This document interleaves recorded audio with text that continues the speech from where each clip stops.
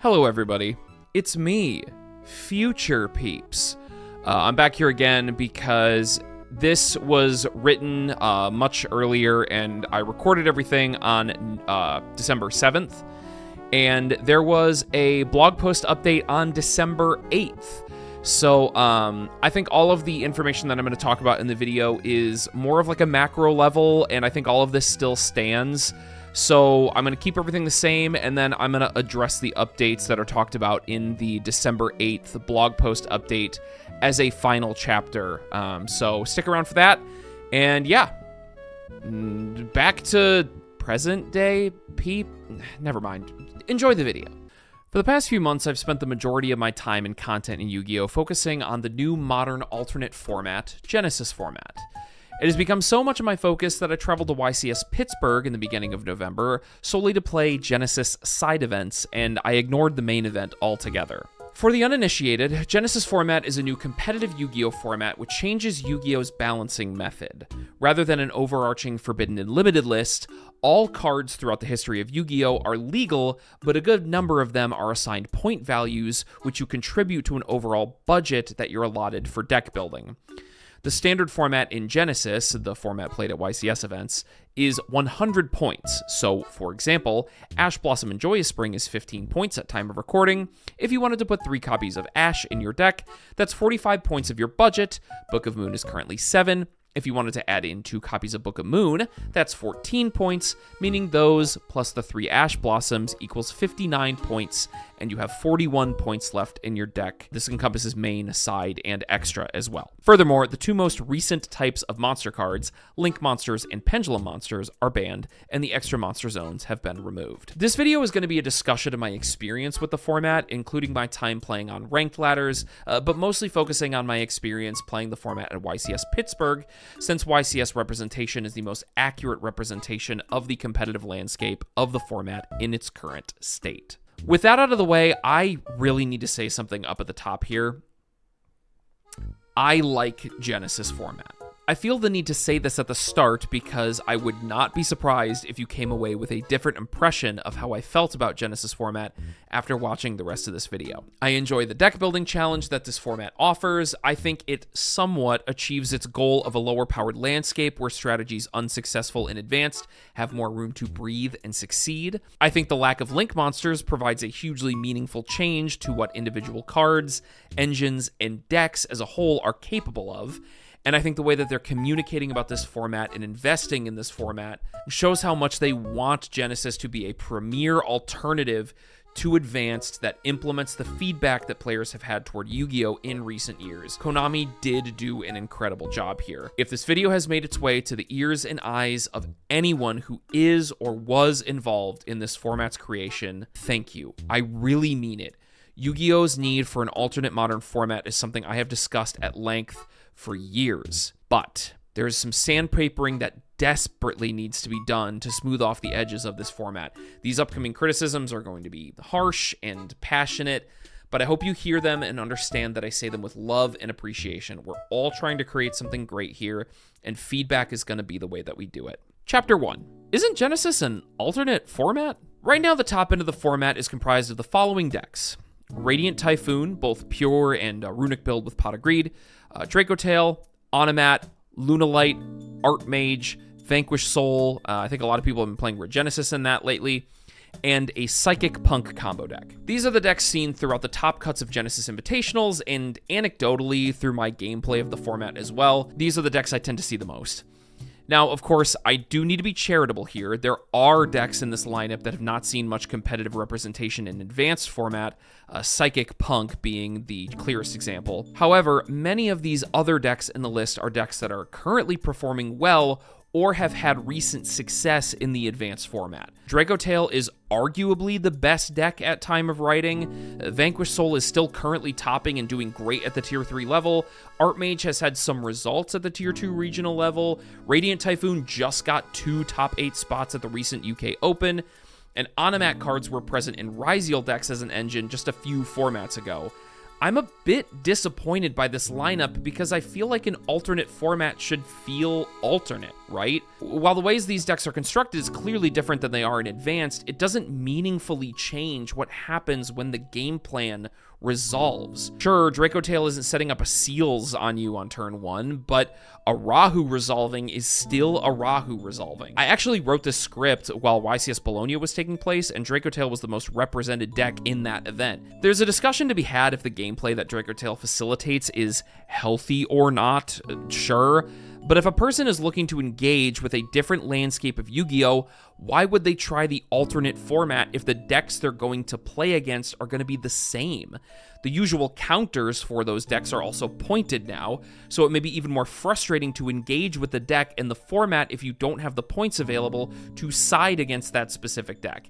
And stepping into the mind of the Draco Tail player here for a second, why would you play Genesys where you play a worse Draco Tail deck when you have all the tools available to you over in Advanced? In the first Genesys format blog post for a section titled Who It's For, there's a bullet point list advertising the intended experience for all sorts of duelists. 2 of those bullet points being duelists who have always had a favorite deck and want their favorite deck to be a little more competitive, and anybody looking for a new experience or change of pace. I feel it's pretty inarguable that Genesys is failing to meet these points at present, as evidenced by the top decks either being introduced in 2025 or being someone that received legacy support in 2025. To make my opinion a bit more clear on this, I'm not saying that they should eviscerate the landscape of decks so that we have gameplay reminiscent of a decade and a half ago. This is a modern Yu-Gi-Oh! Format, and I like modern Yu-Gi-Oh! But sitting down for my alternate format games and getting turn 0 Holly Sued or Phimeted when I'm trying to lab out an underexplored strategy makes me wonder why I even bothered sitting down for the side event in the first place. The fix for this is to make the engines of decks represented in Advance more expensive. Here is an example of the list that Joshua Schmidt took the Genesys pods the Friday for YCS Bologna, and I do not know what to say. This just looks unbelievable. This deck looks insane. Call me crazy, but I feel like this list could top a regional on a good run. Chapter 2, The Curse of the Die Roll continues. Wow, it feels nearly impossible to go second in this format. See, because this is very much so a modern Yu-Gi-Oh! Format, the gameplay of this format is naturally going to emulate modern Yu-Gi-Oh! That's how cards have been designed for the past 5+ years. From a macro perspective, modern Yu-Gi-Oh! Gameplay follows a pretty general flow. You go first, you set up a board, stop your opponent's push when they go second, then push for game with a battle phase on turn 3. Every deck is designed to push for this ideal scenario. The interruptions that they set up to get there differs, but the idea is the same. The way the going second player is meant to interact with this play pattern is via non-engine. However, the vast majority of cards hit on the points list are pieces of non-engine. And this makes sense, sure. Decks that have stronger engines, decks that are better, per se, have less points available to them to play these pieces of non-engine. However, the demand placed upon each individual piece of non-engine to allow the going second player a chance is very high. The combo decks in this format are still setting up generally unreasonable boards. Rongo FTK, Double Liger, Radiant Typhoon interruptions with 5+ draws from Pot of Greed and Runic Fountain. God forbid they drew Mirage of Nightmare going first too. So decks need to allocate points for hand interruptions, but hand interruptions are frequently not powerful enough to assist you in going second into these strong going first combos, and decks with stronger engines have points on their engine pieces as well. Do you see the issue here? Because that demand placed on hand traps is so high due to the strength of going first combos, you need a lot of hand traps. Decks that can fit a lot of non-engine are typically weaker engine decks that can't play through boards with their engine, and stronger engine decks have points on their engine, so they have to play fewer hand traps and are more frequently forced to go against full boards in the format. This creates a play pattern much like Advanced, where the need for non-engine is paramount in order to participate in the game. Now, needing hand traps isn't always true in modern Yu-Gi-Oh! Quite frequently, there are engine-focused decks that are able to push through boards with mostly just engine pieces and see consistent success, like Memento. However, these engine-focused decks tend to supplement their pushes with powerful graveyard effects, and For some reason, Genesys does not like the graveyard. Cards like D-Fissure, Macro, and D-Shifter are lowly pointed or not pointed at all. If you wanted to try and make an engine-focused deck, Genesys in its current state is not a place that rewards that style of gameplay. This issue is further exacerbated by the absence of Link monsters. See, remember when I said that the absence of Link monsters does meaningfully change the landscape of Yu-Gi-Oh? Yes, it is true that Link monsters not existing means that the going first end boards have their ceiling lowered, but it has the consequence of impacting the going second player's options when pressing into an end board. When you change the overall architecture of Yu-Gi-Oh, you don't just change it for one player. Both people at the table are impacted by this change. This point is pretty fractured, but to summarize it all, with non-engine of all types being pointed, stronger engines being pointed, much of the non-engine that is available being hostile to engines, and the overall rules change limiting the flexibility of the going second player, you create a powder keg of unbreakable, unresponded combos. This is why the decks performing well in the format tend to be the newest decks with the strongest engines. They either have less points on their engine like older, stronger decks do, or they have points on their engine, but their engine also acts as non-engines, such as Phimena and Holisu, for example. You really do need to be careful with newly released decks in an environment like this if your goal is to differentiate the field, which leads me to Chapter 3. Point list bias and inconsistent philosophy. Listening to the last sections and this one might make you think that I'm belly aching about the existence of good decks being in the format at all, and that's really not true. Any competitive landscape is going to have a metagame. That is how competition works. However, the way this format feels tailor-made and sculpted to have Radiant Typhoon sit among the top of the field feels like an oversight at best and a cynical business move at worst. Hey everybody, check out this alternate format. There's a new archetype that doesn't have any points on its engine, and we just removed all the points on incidentally synergistic tools. Enjoy your side events. See, Radiant Typhoon isn't the worst strategy on its own to deal with, but the tools given to the deck via the points list make it so frustrating to engage with. Being able to play 3 Pot of Greed and letting the deck have access to Mirage of Nightmare at 0 points makes many of the games against Radiant Typhoon feel like insurmountable advantage fests. I would have liked to have seen what Radiant Typhoon does on its own merits as a deck without the very deliberate buff of putting Mirage of Nightmare to 0. Like, sure, if we wanted to keep the Radiant Typhoon cards themselves with no points to allow the deck room to breathe, I guess I could live with that, but providing it an obvious buff is what I take umbrage with. And to that point, what the heck is keeping Rongo at 31 points for? Like, did Utopia really need to be able to play Rongo at 31 points and still be able to play hand traps? Like, did we really have to buff Utopia that much? It bothers me so much. Aside from archetypal examples, in the blog post discussing the pointless change in October, the Genesys team directly addresses questions around 7th Tachyon and why it did not receive any points. In short, their reasoning for this can be summed up with the following points. 7th Tachyon locks you into Xyz, it costs a card in your hand, it costs a slot in the extra deck. Xyz decks were largely underrepresented prior to the points update.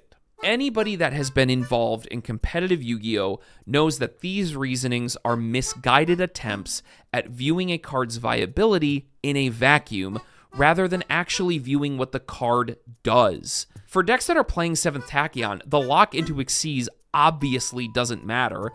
The card in hand cost is negligible. Slot number 14 and 15 of your extra deck being dedicated to 7th Tachyon targets has little to no impact on extra deck flexibility since we aren't able to play Link monsters anyway, and the reason Xyz decks were underrepresented in the format had nothing to do with the costliness of 7th Tachyon.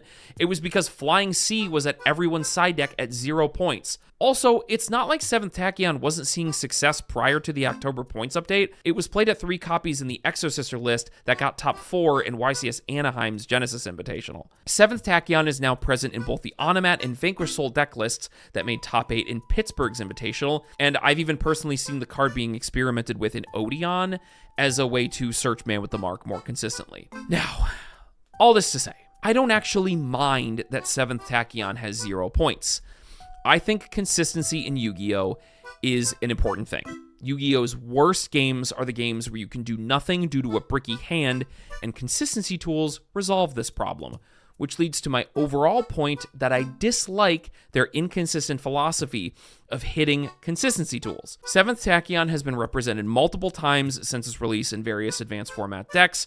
However, cards like Incoming Machine, which have seen no competitive success, are pointed at an exhaustingly high 33 points. If you view these searchers in a vacuum, Incoming Machine seems like the better card. It's not once per turn, it provides no locks, it has no cost, it has a beneficial graveyard effect for the archetype that it searches for. However, the card is infinitely worse because the Metalmorph deck is miserably bad. This is my issue with pointing cards by looking at them in a vacuum rather than the gameplay that they produce. 7th Tachyon is an extremely powerful card that a multitude of decks are going to use to see their strongest playmakers. This is already happening in the format and will continue to happen, which is fine. If you want some consistency tools to be playable, you should be more flexible on other consistency tools, since consistency is so closely correlated to a deck's competitive viability. And speaking of inconsistent philosophy,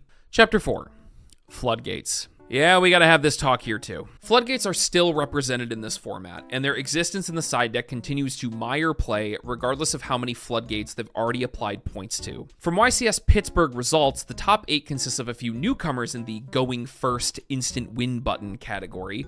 Dimensional Fissure, this one's not new actually, but we have Mistaken Arrest and Gravity Collapse. Ooh! Epic format. I get to play my favorite 5Ds card, Gravity Collapse. Look, I don't know why we keep having this problem. The community at large has been so outspoken against these types of cards, and it's really a shame that Genesys has not yet been able to meaningfully differentiate itself from this same problem that Advanced has. Look, the solution here is blunt and simple. Start searching neither player can or opponent cannot or cannot summon, and just start throwing points around. Does that mean that you're going to put points on Discord, non-fusion area, and like earth-shattering event? Yes. Yes, it does. What is the meaningful difference between Deck Lockdown and Mistaken Arrest? I would love to play in a format where I know that these cards will not see play. There is no justification to allow Cactus Bouncer to win a game, just like there's no reason Rongamimiad, or whatever its name is, should ever be a win condition. If these cards are viable in any way, the game in which they are used is not fun. That is just, there is no other way to say it. It is really just that simple. The way to ensure this format provides a meaningful difference in play where serious competitors will seriously compete is to ensure that the environment of the format is one where interactivity and decision-making is rewarded rather than one card deciding the outcome of a game. And right now, interactivity is not prioritized, as evidenced by the currently most played piece of non-engine in the format. Chapter 5, and the most important chapter of all of them, Droll and Lockbird. This card is currently the format's centerpiece. Talking about this card is going to be really difficult. Thankfully, a lot of people are starting to get on board with the idea that this card is not an effective means of balancing Yu-Gi-Oh!, but I still hear arguments about this card being a necessary evil constantly, and it frustrates me to no end. Droll's function in gameplay is solely to turn off engine pieces. That's what it does. The vast majority of decks within Yu-Gi-Oh! Have a multitude of pivotal searches that must be done in order to execute their game plan. People will argue that Droll is necessary to beat combo decks, but have you seen the decks that are performing well in Genesys right now? The list of top decks contains an incredible amount of archetypes that combo you into the dirt, and Droll is played at max copies in a vast majority of the decks in the format. Droll is not an effective counter to the decks that people claim that it beats. Droll is not a card that's effective at balancing a format. Droll is a card that is effective at influencing gameplay around its resolution. These are not the same thing. Take the first place Pittsburgh Genesys Invitational list, for example. The entire construction of this deck is based around countering Droll and Lockbird, and it also is the only hand interaction that the deck decided to play. Its goal is to set up Rafflesia with a Gravedigger's Trap Hole in the main deck, then continue to combo off unimpeded. It also plays Dimensional Fissure in the side deck. Droll has to go to the graveyard in order to be activated, and includes extra copies of the searchable counter trap in the side deck to open in case they get drolled, so they don't have to worry about searching it. Disencoder got 4th place in this same Invitational with Art Mage, choosing to play Crossout in the main because Droll needs as many many counters as you can feasibly play, since its main function is to shut off your engine cards. So we've created an environment where the decks that should be hurt by Droll are succeeding anyway, and we need to play cards specifically to counter that one card. Now, your rebuttal might be, we should more harshly point the cards that counter Droll to allow Droll to be a more consistent counter to these combo decks. However, I would argue that this does nothing to meaningfully change the landscape of the format. In a tweet thread I posted following my experience of playing Genesys at Pittsburgh, I said the following: Droll and Lockbird is a card that overwhelmingly punishes engines, even weaker ones. Activate Anubis in hand to search Man with the Mark and get Drolled? Turn over. New Dark Magician Girl, search Shining Sarcophagus? Droll? Turn over. Resonator Call, search Soul Resonator? Droll? Turn over. I could go on with a lot of examples. Fellow Yugi-tuber Stevie Blunder made a reaction to this tweet and discussed how Droll and something like Effect Veiler and the Anubis example actually don't have that much of a meaningful difference. If I Anubis and add man, I normal man, and it gets Veilered, what's the functional difference that the Droll has in contrast to the Veiler? For the one card combo example, sure, fair point, I guess. However, if you add any other engine piece on top of this outcome, it changes drastically. If I normal man, it gets Veilered, but I've opened a copy of the field spell, I can continue to try and play. With Droll, my play does nothing there. The engine is turned off. That's what Droll does. It stops gameplay in its very nature. Stevie then goes on to say something like Shining Sarcophagus is bad and I shouldn't be playing it anyway, so it really doesn't belong in the list, and that Resonator is an unhealthy broken deck, so it should get hit by Droll. But look, that's my point. Droll and Lockbird is a card that is agnostic to the power level of the deck that it is activated against. Whether your deck searches 12 times to end on 7 interactions and FTKs you, or searches 3 times to end on a very meager board, Droll does not care. There are points that can be made to argue with what I've said. I would disagree with them, but there's a reasonable discussion to be had about Droll, up until we get to the point of discussing Droll in the going first player's hand. This is what makes the card completely backbreaking and unacceptable for game balance. Not being able to search cards when pushing into a board is completely unreasonable in a format where going second options and consistency tools are hit to the degree that they are. There's a broader discussion that can be had about non-engine being usable with the board, but the ability to play specifically this card after combo so vastly supports the player that won the role that it makes the problem of going second versus going first in this format even worse than I discussed above. Now, of course, there needs to be some sort of non-engine that can be leaned on to solve this problem. I'm a solutions-oriented person, so I proposed 3 possible routes that can be taken if we move away from Droll being the card that the format is balanced around. Keep in mind, all 3 of these routes go alongside massively increasing Droll's points, along with doing away with cards like D-Fissure and the really unhealthy going first cards. Solution 1. Let's move to 1-for-1 hand traps. I think this is the solution that a lot of people are leaning towards and would like to see. This is the one I've seen people talk about a lot. Cards like Ash, Imperm, Veiler, Ogre, these cards have been lauded as fair hand traps by the player base for years now, and I can see why. They interact with plays instead of ending turns, and if the format is structured so that these cards can meaningfully impact end boards, then I would be okay with this change in focus. Of course, this comes with the downside of potentially developing a Snake Eye Syndrome format, where every game boils down to, did you draw enough hand traps for my starters/extenders, and if not, you're getting full comboed. But since Genesys has a tighter grip on the steering wheel in terms of balance, I can see them addressing problems like this if they do come up and doing it quickly. To facilitate this, the points on cards like the various Ghost Girls, the Dominus cards, Ash, Imperm, should all be drastically reduced to incentivize their play. Also, I really miss Imperm.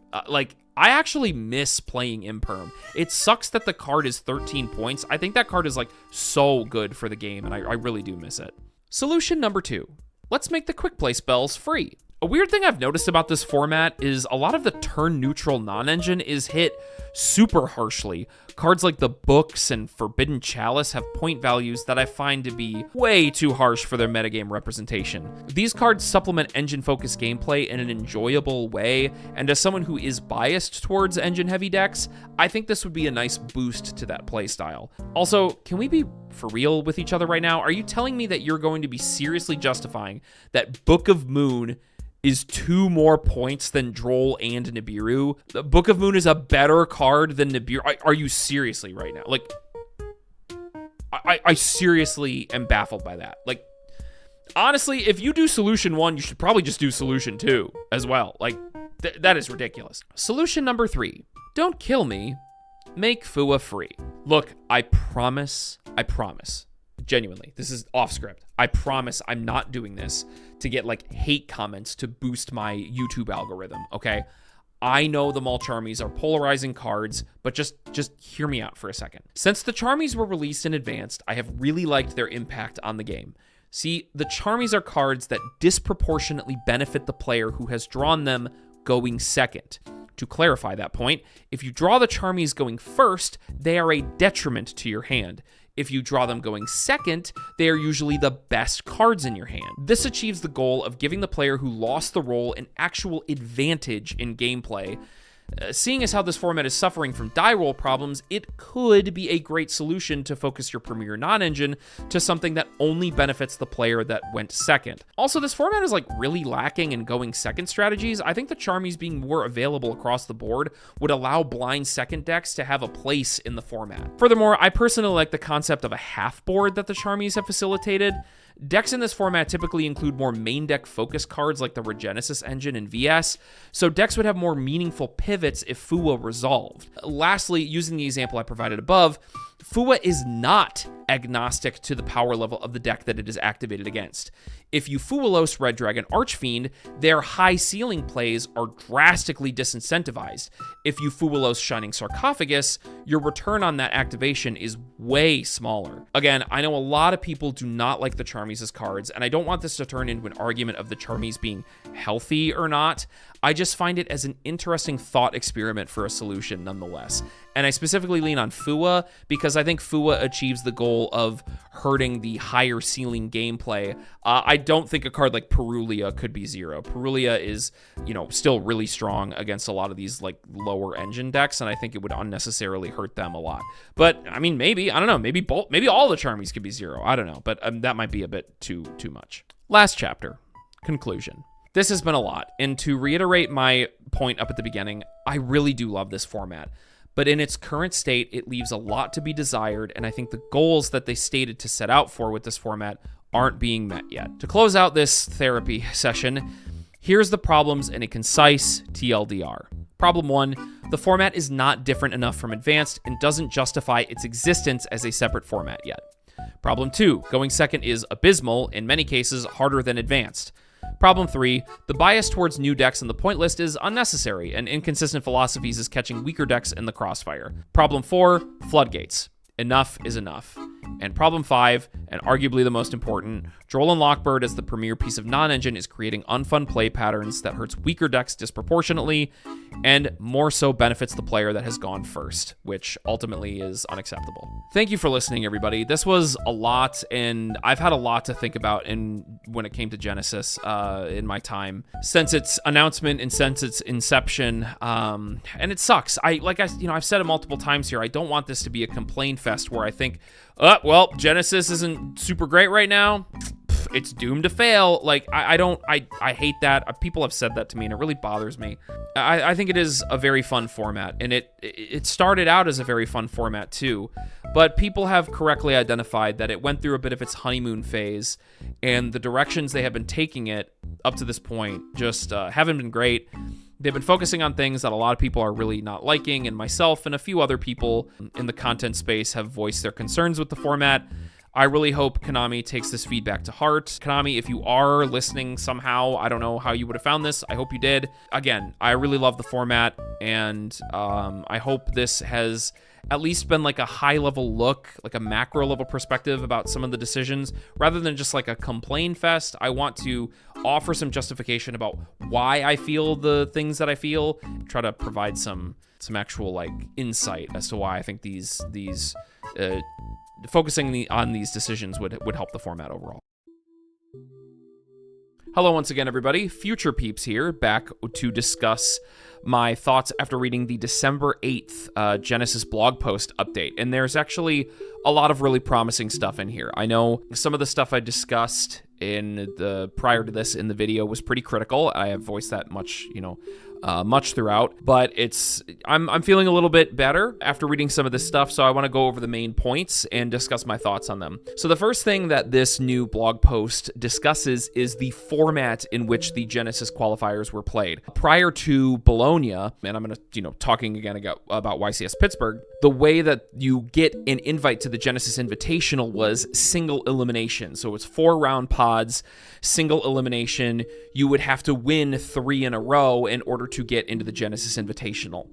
And I personally had been, pretty frustrated by that because I played 2 Genesys Invitational pods, or Genesys qualifier pods, rather, and I made it to the semifinals with Tearlament Testina 2 times in a row, and then I lost my 3rd round. So I wasn't able to make it to the actual event in the Genesys Invitational, rather. And that was a bummer because, I was playing really great games. A lot of people really liked watching me play, but I had some terrible luck in those round 3s. So they discuss how that is going to be a bit more of a competitive way to view which decks get into the Genesys Invitationals, and it allows different decks to, maybe some different strategies to have one round where they screw up once and then, still finish it out. They win 3 out of 4 instead of you have to win 3 in a row. That was the change, the way that YCS Bologna worked, in contrast to the other YCS Genesys Invitational pods. And I think that's awesome. If they keep that moving forward, I think that's what they reference in there. They talk about how that's changing. I don't know if that's exactly what they mean, where they're going to completely switch that up. So that's where they're going to move it moving forward. But I hope so, because I really like that idea. That would have increased my chances of getting into the Genesys Invitational much more. So yeah, awesome stuff. Okay, they then discuss differences in deck selection. So they talk about Lunalight. They talk about how Lunalight was able to make it to the bigger Invitational and how it actually won the event. And then they talk about extreme outliers. And the 2 decks that they talk about are Dracotail and Radiant Typhoon Runic. And I totally agree. These decks have been everywhere in my playtesting of Genesys, especially Radiant Typhoon Runic. That deck was just the deck you would look down the tables and you would just see Radiant Typhoon Runic everywhere. It was the deck that everybody was playing at Pittsburgh, and Joshua Schmidt in a recent upload talks about how his experience as well as he would see people be playing Radiant Typhoon Runic just at all the tables. You would just look down the Genesys pods and that's just what everybody was playing. So super good to see that they are noticing that and they are seeing it as a problem, that is, they are basically overstaying their welcome in terms of how many people are playing them. They also talk about how Radiant Typhoon Runic and Dracotail Shadal are 2 engines that are being meshed together that work very well, and that those engines can both expect to see some points so that they can't as comfortably mesh together. That's the next point that they make, which I think is a great thing. And then just thank goodness this was the thing I needed to see them talk about, because if I didn't see them talk about this in the next update, I was going to be very disappointed. The section is any extreme card usage outliers, and they directly discuss Droll and Lockbird. I'm actually going to read from the blog post right now. In Pittsburgh, there was only 1 card that was used 30% or more in all decks submitted for the qualifiers, Droll and Lockbird. In fact, 54% of all possible copies of it were registered in the qualifiers, though we should note that this number treats the players who enter multiple qualifiers with the same deck list as a unique player each time. This is actually pertinent to me. So with Tearlament Testina, those points, it's 50 points for a fusion name and 50 points for Kitkalos. So I had no room for non-engine. I was one of the contributing people to the not playing Droll and Lockbird percentage, and I entered both of those qualifiers, so I am 2 separate players that was not playing Droll and Lockbird, so the percentage was lower because of people like myself. So interesting that they are pointing it out specifically. And then they move on to say, later in the paragraph, they say, looking at how many copies were in the Invitational itself, where the players were actually unique, 63% of all possible copies were played. So it has a super high play rate. I talked about how this is the piece of non-engine that is sort of designing the format around itself. The whole format is centered around Droll and Lockbird right now, and they are absolutely, that is reflected in their data as well. As you can tell, I'm a little bit more off script because I'm, stream of consciousness talking about this right now. So sorry, this is a little bit more rambly, but I'm just looking at this and spewing my thoughts as I go. This sentence regarding Droll I think is very pertinent. Speaking just as one person on the Genesys team, I'd consider anything over 33% for a generic card to be an outlier and take a look into whether it's that way because it's specifically countering a deck trend or because it's outperforming its salary. For Droll, the answer is probably both, which makes the Bologna Invitational numbers shocking. Only 35% of the maximum number were registered. So they are outwardly discussing the fact that Droll is outperforming its salary, and the last time they discussed a card like that was Pot of Extravagance. So we can probably expect to see Droll and Lockbird see some additional points or a significant number of points, I'm hoping, because the card is making the format just miserable. The last section that they talk about here is there were only 4 advanced format forbidden cards using the Bologna Invitational. 2 top players decided to use both Pot of Greed and Mirage of Nightmare in their deck. 1 player opted to play a pair of Heavy Storm, and another player ran a copy of number 86, Heroic Champion, Rhongomyniad. Great to see this. I think the fact that Radiant Typhoon can play both Pot of Greed and Mirage of Nightmare really bloats that deck's ability to go first. It makes it just really insurmountable to be able to play against that deck when it has access to both of those cards at the same time. So I would personally like to see either Pot of Greed increase to 33, so it's the only piece of non-engine that you can play, and I would also like to see Mirage of Nightmare get some points again because, you know, as I mentioned prior in the video, it's very cynical that that card is now put to 0 because the Mystical Space Typhoon deck has very incidental synergy with it, and I really don't like the fact that that deck has such an outright buff. Also, Heroic Champion Rhongomyniad, there are eyes on this card directly in the update now because, you know, Mirage of Nightmare and Rhongomyniad, they don't need to be legal in order to make Utopia and Radiant Typhoon more viable in the lower powered format like Genesys. So hopefully this update means that these cards are going to see some very direct points list increases. They then talk about in the next update, the Phantom Revenge. There are some cards in that set that proactively attack the main and extra deck. We're going to take the NA release delay of Frey as an opportunity to take some extra time to update and also prepare what to expect article for it. We're shooting for the 15th for the next update, which is awesome. That's 7 days. I'm recording this on the 8th because this was just released now. So about 7 days from this when I'm recording. So awesome. And I really actually like to see this because that means that they're going to point new cards. I think that's a concern that a lot of people have had, is that if you just release cards with 0 points, you're basically making the format where you have to play new cards because they have 0 points and they're typically going to be the strongest because of power creep. So it's nice to see that they are directly addressing the fact that new cards will consistently be pointed. Okay, this is great to read. I still think a lot of the things I've talked about before matter in terms of their overall macro level design decisions for the format. I'm interested to see what they do in terms of, you know, what other pieces of non-engine they're going to point, since Droll is very likely to receive some points increases. But who knows? I mean, this is the stuff that's exciting. Thank you very much, Konami, for your continued updates. Hopefully these updates will alleviate my and some other players' frustrations. Thanks, everybody.